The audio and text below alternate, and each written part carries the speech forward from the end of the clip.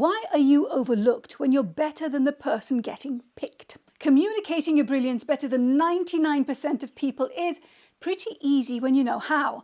And I'm going to show you the 7-step process to do it better than nearly everyone I've interviewed. First, let's talk about your big problem. When you were at school, you proved you knew something by regurgitating it. Your teachers marked your work because they were paid to.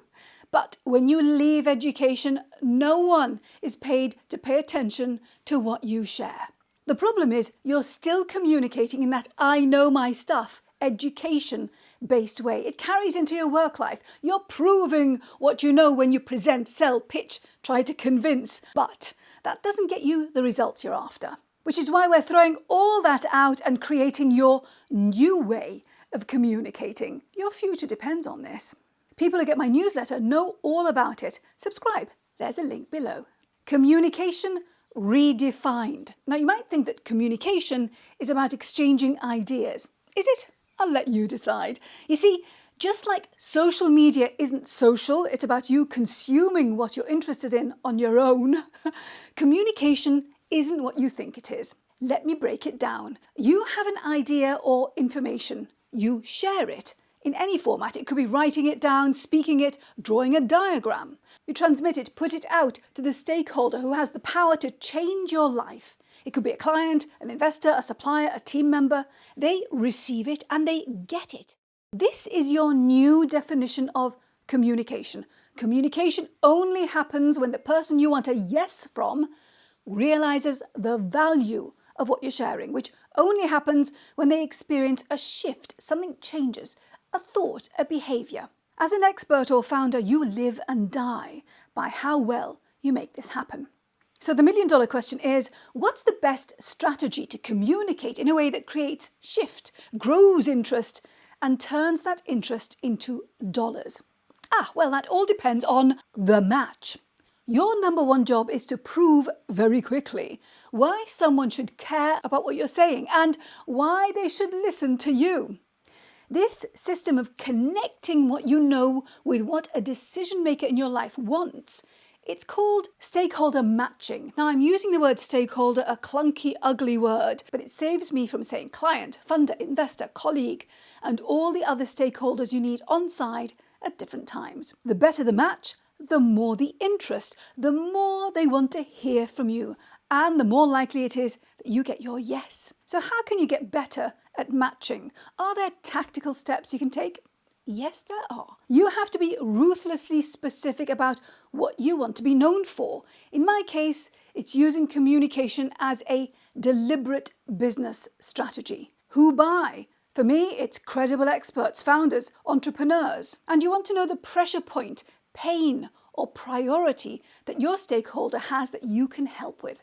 For example, I help credible experts stop losing out to less qualified people and finally get seen, trusted, picked and paid. When I was on TV, the guests I'd interview on my program were the exact match for my audience, experts and business leaders who wanted to know how the economy was being affected by whatever was happening that week. The program wasn't about fashion one week and cooking the next. It was about business and finance every week for 12 years.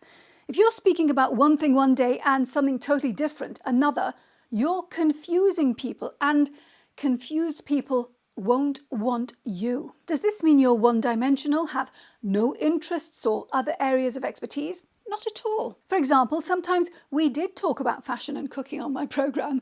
I remember one time I ended up making date chocolate, I think it was, but it was always through a business lens. Plus, I have a postgrad in medical engineering. I'm interested in how we make decisions, how our brain remembers things. I don't share this. I thread what I know about it into the work I do with clients and the videos I make. Now, here's what you can do. Reflect on your last 10 or better 20 interactions, pieces of content you put out, any form of communication you had. Is it clear who your person is? What your go-to is, what you are brilliant at, and how you are different from the competition? Now, if the answer is yes, but you're not getting the results you want, then that's probably about the quality of your communication, which all my videos will help you with. If this is you, spend the next 6 months only putting out information that points to your core go-to and speaks to the person with the power to change your life. People will learn what to associate you with. You see, you want to solve for you equal what in their minds. But even if you're communicating clearly, are you visible in the right rooms? The visibility lie. If you want the ego boost of your name in lights and buy into the get in front of as many people as possible game, then say yes to every podcast invite, speaker or panel spot, and good luck with that. But if you want your expertise to pay off, there's a much better way to do this. There are 2 types of visibility: busy visibility and results-based visibility. It would amuse me when I'd be asked to speak at an event and they'd try to sell it to me with, "You'll get visibility." If it's the wrong crowd, it's a waste of everyone's time. There's nothing easier than giving away your time and filling your diary. If you want to work with me to get the right results from your visibility, click on the link below. Now let's look at filter versus funnel. My TV program was broadcast to around 200 million people, but they didn't all see it. There was a much smaller group that watched it every week. Results-based visibility means that more of your ideal stakeholders come across what you do and get to know you. It's fewer numbers, but they're the right people, which is why I describe communication or a message as a filter, not a funnel. You want to filter for the right fit. Let me give you an example. My last TV program was called Middle East Business Report.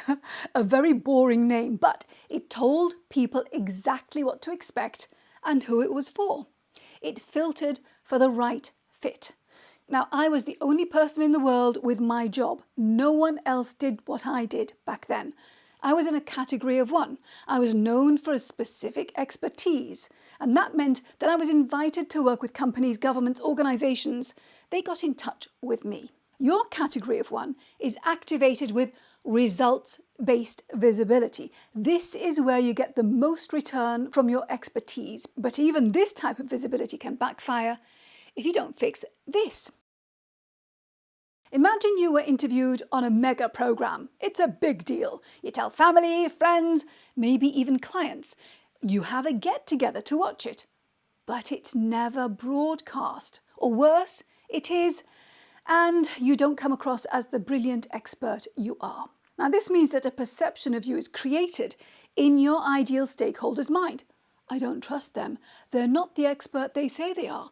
I'm not interested in finding out more about them. It is a nightmare trying to change a perception, and the interaction lives on thanks to YouTube. The clients I work with know how important it is to nail how they communicate in high visibility interactions because they don't want to miss out on this.